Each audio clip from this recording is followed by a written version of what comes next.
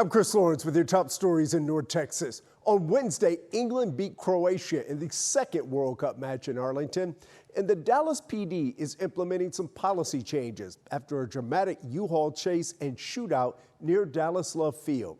The police monitor says the officers involved in this chase were able to clear themselves, and Cole Sullivan shows us how that's changing. This high-speed chase had dangerous near misses. Oh my God! And dramatic wrecks. Break down, just break down. But something else, chaotic, which most vehicle pursuits are, caught Michelle Andre's eye. We felt very strongly about it. Her Office of Community Police Oversight review of this 2023 pursuit found Dallas officers broke their own chase rules. Too many units, driving too fast, on the wrong side of the road, and a supervisor involved in the chase himself cleared them all of wrongdoing.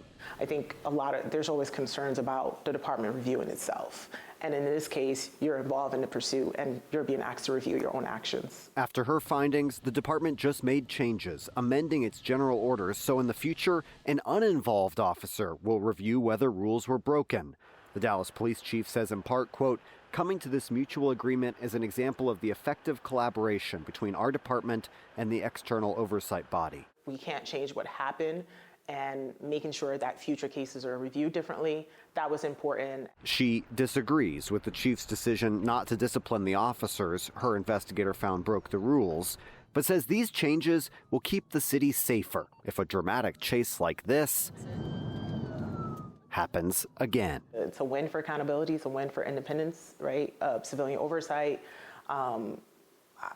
I think it's a great thing for the community. In Dallas, I'm Cole Sullivan. When cases remain unsolved, families are left with questions that can linger for many years.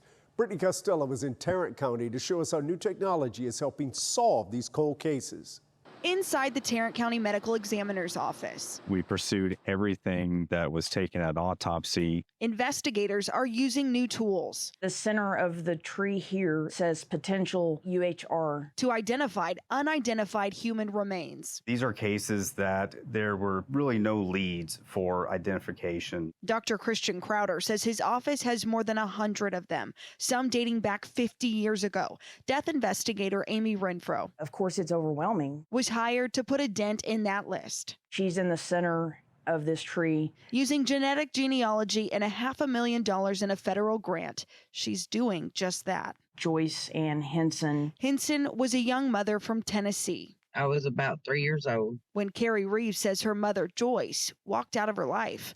Her family says she was known to hitchhike. I really thought that she just didn't want to be a mom. She spent more than 40 years believing her mother had found a better life, a weight she carried when she had her own child. I got worried that I was going to walk away. Until last month, when Renfro got a DNA match on one of her cases. Henson was the victim of a 1984 homicide. She was strangled and dumped in what used to be a landfill west of Fort Worth. My initial response was heartbroken, and then it was just, now what? What happens next? The homicide was never solved. It's work undone. We won't stop until it's completed. Dr. Crowder says this gives investigators something new and serves as motivation to keep going. You want everybody to have a name. That's my driving force. In Tarrant County, I'm Brittany Costello. Students are making real progress on this year's STAR test. The state just released results for 3rd through 8th grade.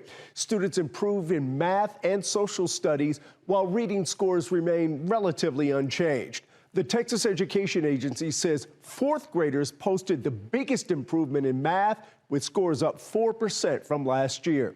Reading scores were mostly steady, but 7th and 8th graders did show gains. And a new program starts this next school year for any students that struggled on the reading exam. Eligible families can apply for state funds through the TEA and receive up to $400 for tutoring. You can access your child's STAR results through the district's family portal or texasassessment.gov. We are a little over 3 months from the State Fair of Texas, and officials just unveiled the music lineup this year. It features something from just about every genre, like Grammy-nominated country music singer Clint Black, Houston-based rapper Paul Wall, and a tribute to the Swedish pop group ABBA.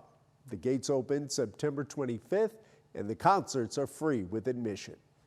Six Flags Over Texas is about to unveil its new record-breaking roller coaster, Tormenta Rampaging Run, opens next Friday. Park officials say it's the tallest, fastest, and longest dive coaster in the world. Riders go well over 300 feet high before that thrilling first drop. The roller coaster is the centerpiece of a new Spanish village called Rancho de la Tormenta in the park's Spain area. We've all seen how one item can shut down a TSA checkpoint. Cole Sullivan just got a look at some video from DFW Airport showing how it can also add up to thousands of dollars in fines. The second busiest airport in the country is always moving. Tens of thousands of people fly through DFW every day. But there's one thing that can bring all that travel to a grinding halt. Whose backpack? In video. You're aware you can't bring a gun through the checkpoint? After video. Do you by chance have a firearm in your bag? We watch DFW Airport Police respond to a TSA checkpoint shut down because someone left a gun in their bag. In your bag? I must have just forgotten about it. You must have just forgotten about it? And over we hear people say, Why is it in here?